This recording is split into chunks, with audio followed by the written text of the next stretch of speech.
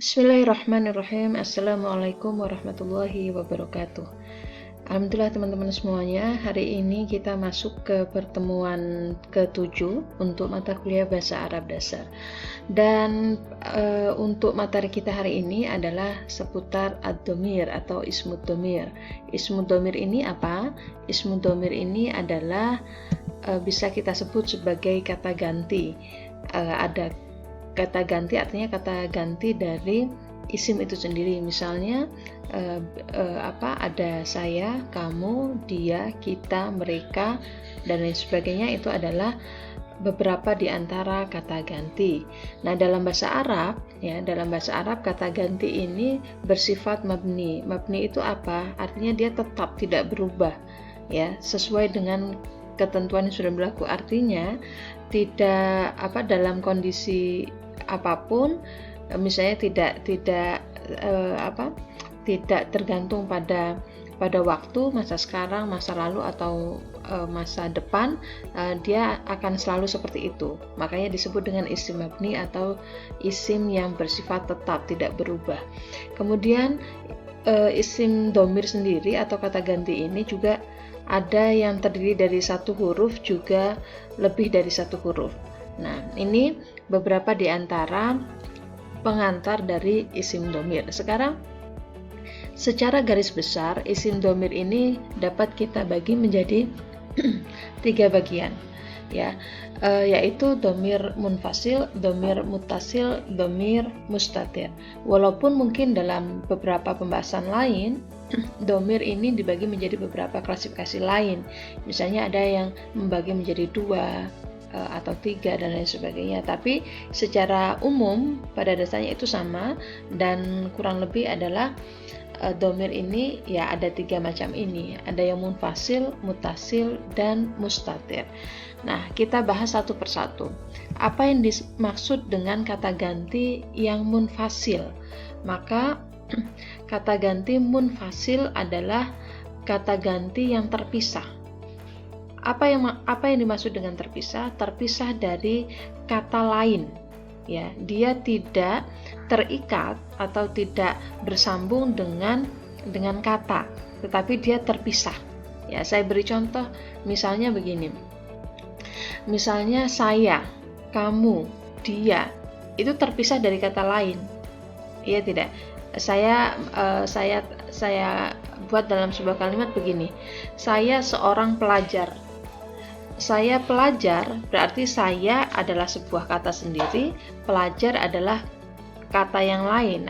Artinya ini terpisah, tidak bersambung dengan kata setelahnya atau kata sebelumnya.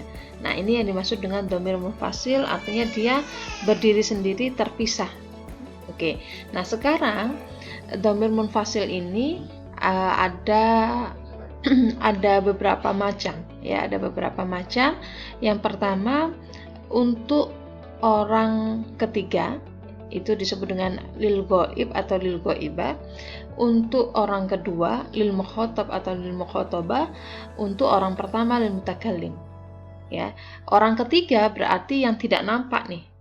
Ya, ketika kita bicara tentang orang ketiga berarti dia tidak bersama kita. Ya, dia, mereka itu adalah orang ketiga.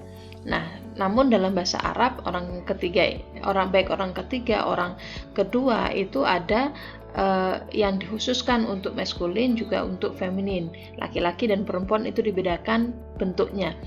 Maka orang ketiga sekali lagi adalah orang yang tidak bersama-sama dengan kita. Bisa dia, bisa mereka. Lil mukhatab atau lil mukhatabah itu adalah orang kedua. Orang kedua berarti orang yang sedang kita ajak bicara, ya, baik untuk yang laki-laki maupun untuk yang perempuan. Contohnya apa? Kamu, Anda, kalian, itu adalah orang kedua yang sedang kita ajak bicara. Kemudian yang terakhir adalah lil mutakallim atau orang pertama, yaitu kita sendiri yang berbicara. Ada saya, ada kita. Nah, ini bisa dilihat di sini.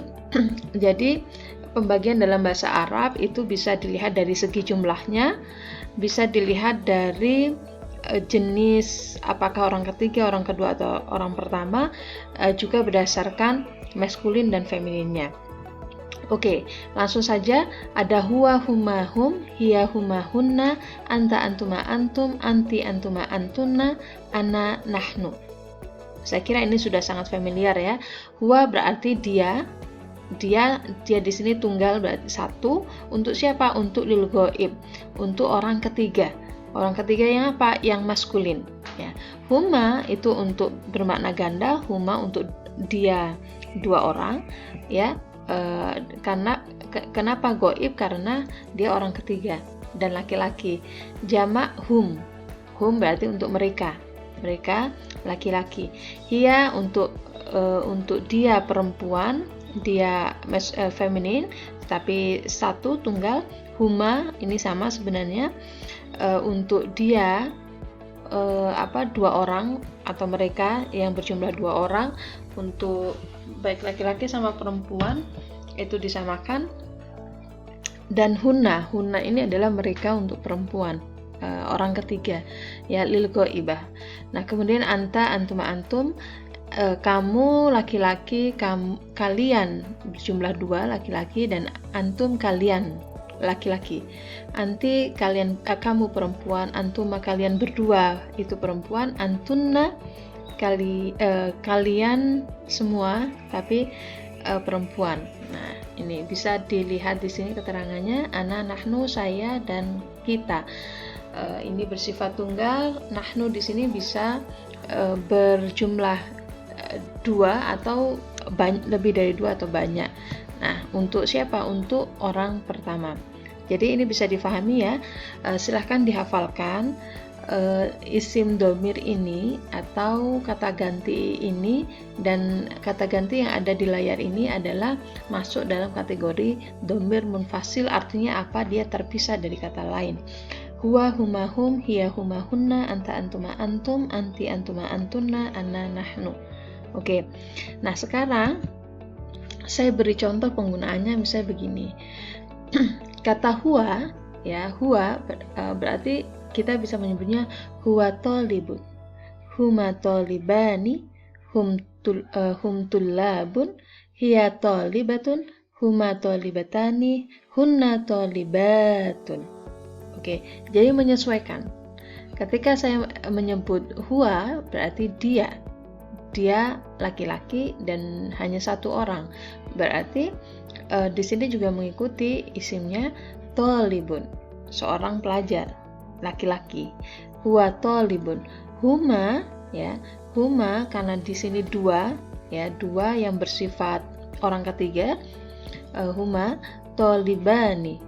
Berarti di sini juga mengikuti dua, tolibani, dari tolibun menjadi tolibani.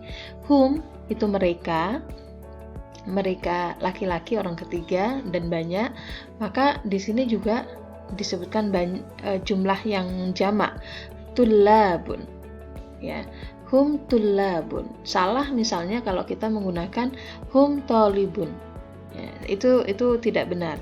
Yang benar adalah jika di sini itu jamak, maka isim berikutnya atau kata berikutnya juga mengikuti, ya, hum tullabun.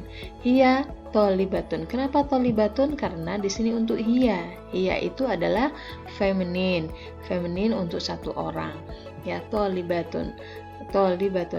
Huma tolibatani, hunna tolibatun. Kenapa tolibatun? Karena dia untuk perempuan yang berjumlah banyak, ya, sehingga bukan tullabun ini tetapi tolibatun. Oke. Kemudian sama seperti anta, antuma antum, anta tolibun, antuma tolibani, antum tullabun, anti tolibatun, kemudian antuma tolibatani, antunna tolibatun. Kemudian ana, kalau saya berarti menyesuaikan. Kalau laki-laki berarti tolibun, kalau perempuan berarti tolibatun. Kita, nahnu juga menyesuaikan. Kalau nahnu itu adalah kita, di sini adalah perempuan, berarti tolibatun. Kalau misalnya laki-laki berarti tullabun. Oke, saya kira ini bisa difahami ya. Kita berlanjut ke jenis atau pembagian yang kedua, yaitu domir mutasil. Kalau yang tadi adalah domir munfasil yang terpisah, yang tidak bersambung dengan kata yang lain, maka domir mutasil ini penulisannya bersambung dengan kata yang lain.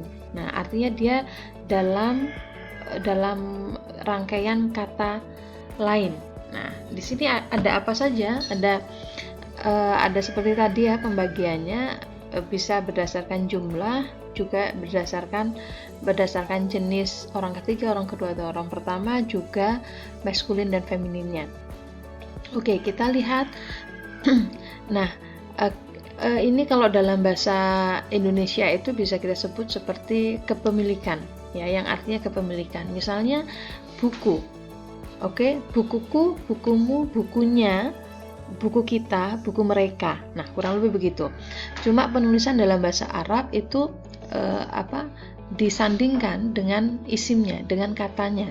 Nah, kitabun kalau untuknya berarti kitabuhu, kitabuha, kitabuka, kitabuka, kitabuki, kitabi, kitabuhuma, kitabuhuma, kitabukuma, kitabukuma. Di sini ya. Kitabuhum, kitabuhunna, kitabukum, kitabukunna, kitabuna. Jadi di sini menyesuaikan. Ini untuk dia laki-laki, bukunya dia laki-laki 1 orang, kitabuhuma bukunya, buku mereka tapi 2 orang.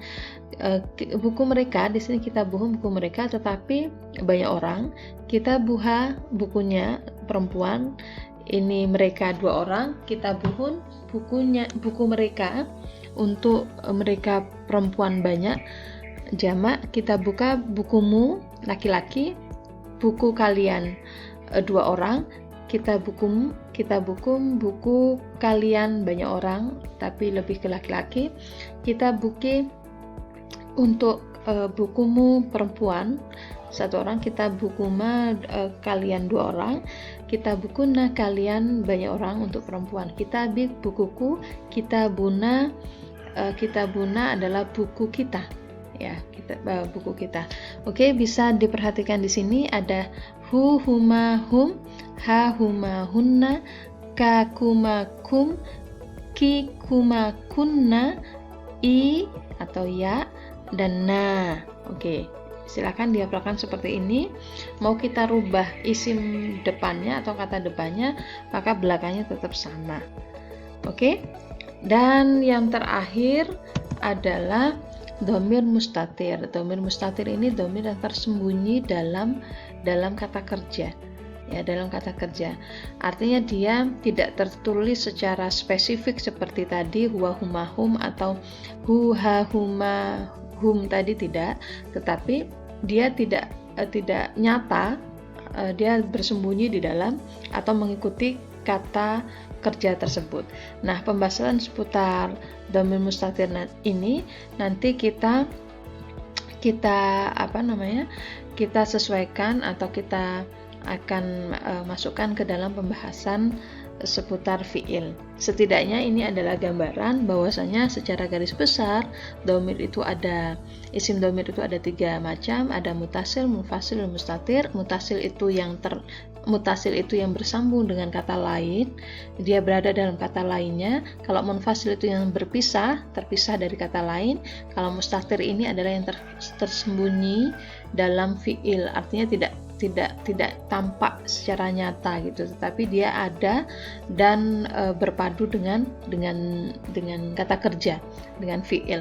Nah, pembahasan seputar domir mustatir ini kita akan bahas dalam materi fiil atau kata kerja. Sekian dari saya untuk hari ini, pembahasan seputar isim domir.